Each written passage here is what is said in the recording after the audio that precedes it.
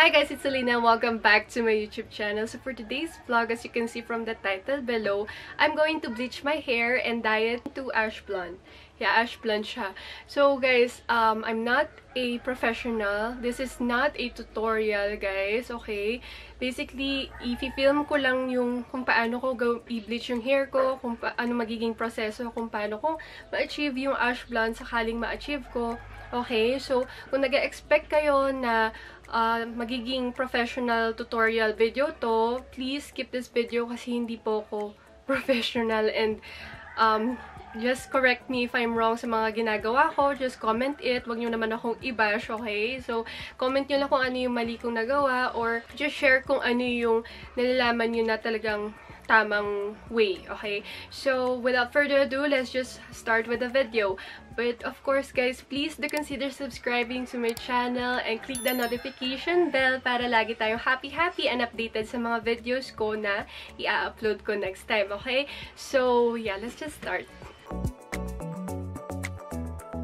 Kasi kapag magbe-bleach kayo, yung oil na na-produce ng inyong hair or yung scalp nyo, ayun yung talagang mas magandang barrier para hindi mairita yung ating scalp from the bleach. Kasi nga matapang tong bleach na to. So, ayun yung pinaka number one na importante gawin is prep your scalp or your hair, parang ganun, or yung roots nyo. So, ayan, oily siya.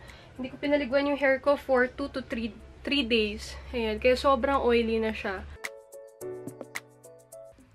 So, ang gagamitin ko is itong mixing bowl, itong gloves po, and also itong ear cap para pang cover sa tenga ko, and itong hair clips, and yung hair comb or yung suklay na may brush, and also itong pangkulay ko na mismo is from Bremod. Ang kanyang shade is ash blonde, and yung developer or yung oxidizing lotion, and kinuha ko is 12% at saka 9%. And of course, yung ating bleach. And also, I'm going to cover myself na ganitong tela. Ayan. So, guys, yung measurement neto is 1:3. Ayan. So, isang balot na to. By the way, this is only 20 pesos. Ganyan. Hindi ko binili yung malaki kasi hindi ko naman magagamit siguro lahat yun. So, ayan. 3 lang yung binili kong ganito. And then, ito na po yung developer or yung oxidizing na lotion. So, ang kinuha ko is 12% para lalong malift or lalong mag-light yung inyong hair. So, I'm going to mix itong sachet na to dito sa isang 100 ml na oxidizing lotion.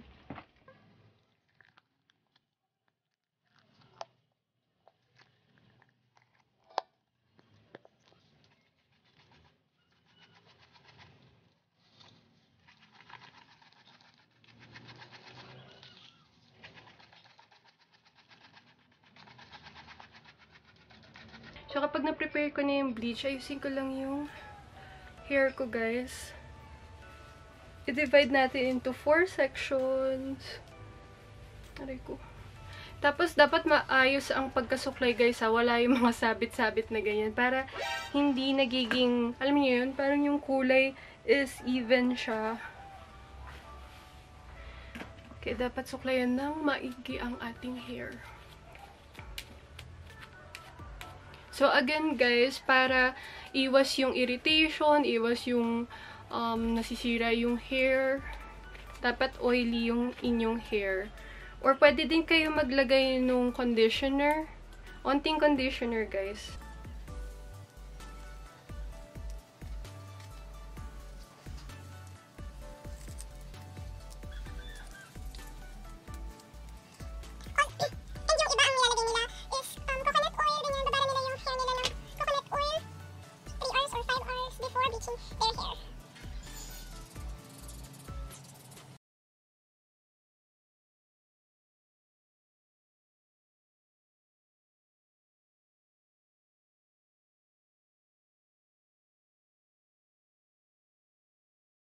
Lagay din po natin itong ear, ewan ko, protection something, ear cover. Ayan, para hindi malagyan ng bleach yung ating tenga.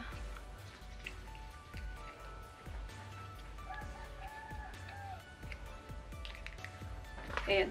So, ito na yung aking pang-bleach. Ito na po yung bleach.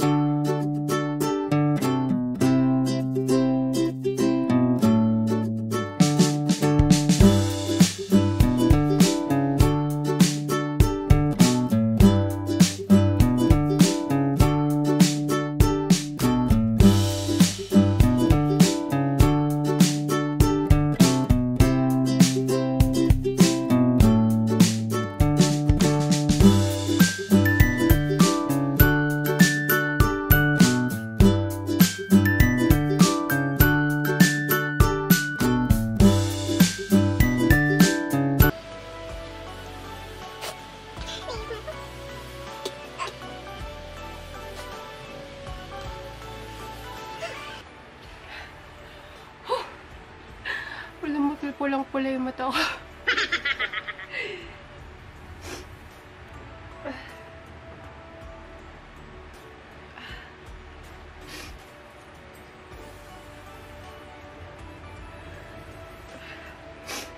Ayun guys, so tapos ko nang i-apply yung bleach. And tapos na rin akong umiyak kasi sobrang hapdi sa mata guys. Kaya suggest ko lang kapag nagbe-bleach kayo ng hair, i-open nyo yung mga pinto at bintana or magkulay kayo sa labas para hindi, ang tawag dito, yung amoy kasi ng bleach, hindi nagsistay sa loob ng room. Lalo na maliit lang yung room ko. So, ito na guys yung itsura ng first bleach natin. Ayan guys. Nag-super light. Para siyang nag-orange. Ayan guys. And, hintay ko lang ng 10 to 20 minutes. I-check lang din natin para hindi nasusunog yung buhok po. Ayan guys. So, i-monitor lang and then i-wash ko na rin siya after. So, balikan ko kayo guys ha. A few moments later.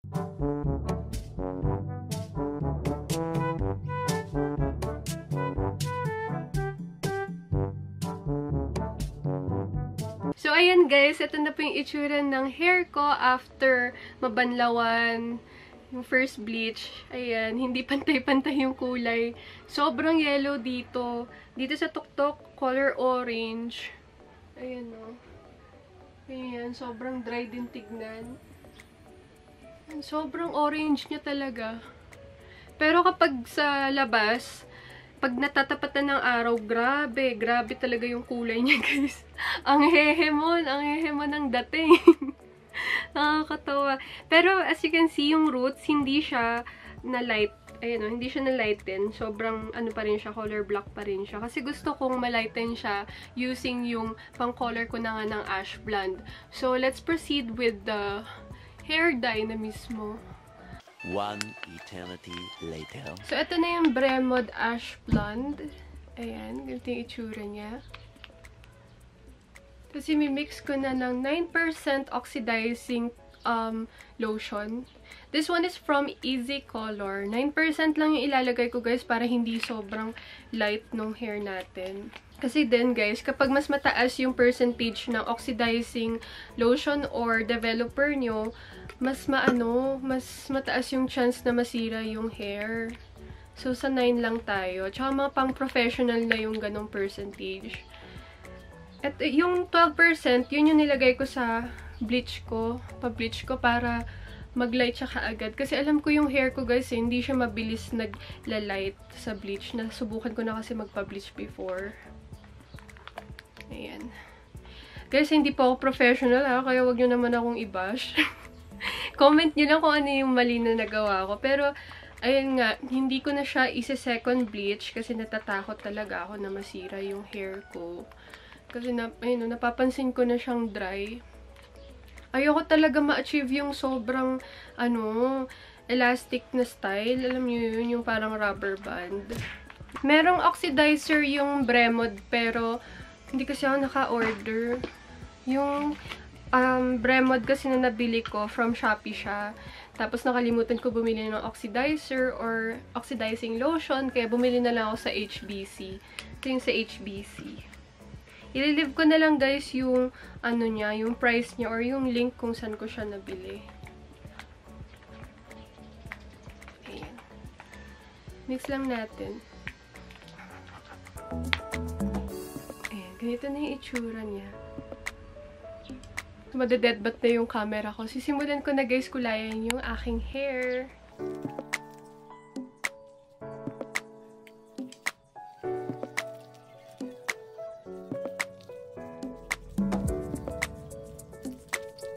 So guys, kakamayin ko na lang kasi yung tagal kapag gumagamit ako ng brush. Ayan.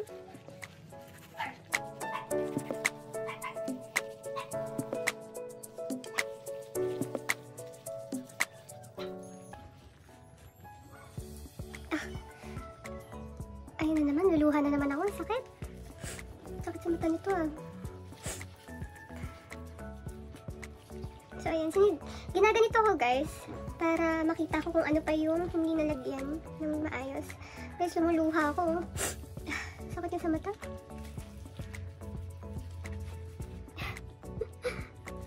Ay naku. Tara na yung makeup ko. Ayan. Gunting niya. Sakit. Ano mo sa inyo talaga sa inyo? Sige, lagyan mo dun sa mga pencil case ko. Kaya guys, napag-isipan ko na kulayan ko yung hair ko. Kasi ang mahal talaga. Ang mahal magpamkulay ng hair. Lalo na tipid-tipid ako ngayon. So, naghanap talaga ako ng mumurahin, of hair. At saka alam ko tong Bremod na to kasi ginagamit ko naman to noon. Noon pa. Tsaka ang daming gumagamit nito. Ang importante lang matanggal, makoveran tong orangey. Ayoko talaga yung orange. Pangit. Hindi ko bagay. Tapos, wait lang natin for 30 minutes. 30 minutes or 40 minutes. Ganyan. Ayan. 40 to 45 minutes. Hintayin natin siya bago natin i-wash. Tada! So, eto na po ang Ash Blonde na hair. Parang hindi naman Ash Blonde. Pero guys, ayun. In person, I swear, blonde po siya. Blonde yung dating niya. Hindi ko alam bakit dito sa camera itong camera na to, hindi siya blonde. Ayan. So, ganito yung kulay niya. Ayan guys, oh. Ang ganda ng kulay, I swear. Ang importante lang naman talaga is nawala yung pagka-orange. Ang nice guys, I swear. Tapos, nakatipid pa ako, no? Kasi guys, kung ipapagawa ko to sa salon, aabutin to ng 5K. Kasi nga, with the bleach, and tapos nag-hair dye pa. Hindi lang 5K, baka nasa 7K itong buko kasi nga mahaba din naman yung hair ko. Ayan, oh, ang nice. Nakatipid pa ako, diba? Tapos ang nakakatuwa, yung roots, guys. Ayan, i-zoom ko. Yung roots, hindi na siya black. Diba? Ito, guys, mas lighter siya, pero mapapantay natin yan next time. Ang ganda.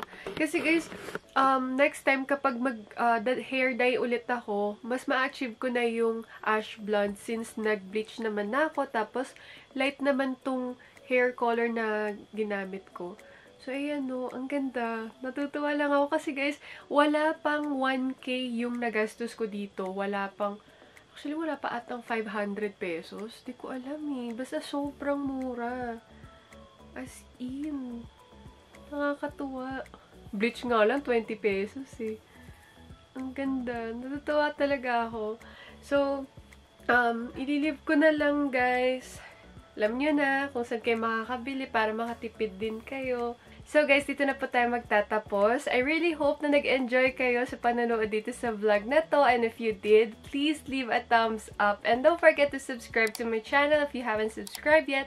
And click the notification bell so that you will be updated whenever I upload new videos like this one. And guys, before I end this video, mag-shoutout lang ako sa mga friends natin dyan. So shoutout naman kay Alexa Franco, hello! And kay Laika May Domingo, hi bebe! And also kay Mary Ann Abayon, and kay Christian Angelo Alhambra. Also, shout out kay MJ Joneda Monterde, and special shout out sa Ala Pusnak Bar. Guys, legit, ang sarap ng pizza nila and yung shawarma nila. Kung gusto nyo yung parang mga Middle East cuisine yung taste, ay nako, try nyo tong Alapu Snack Bar. It's really, ang sarap talaga. Mag-order nga ako kasi ang sarap talaga ng pizza, yung no joke. Ililive ko yung page nila in the description below. And also, they are located in La Trinidad. So, ayun lang po. And also, special shout out sa Baguio Kicks.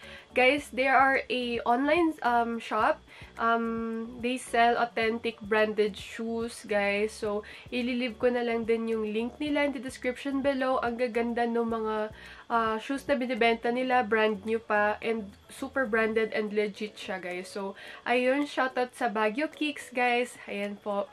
And again, thank you so much for watching. I really hope na natuwa kayo dito sa video na to.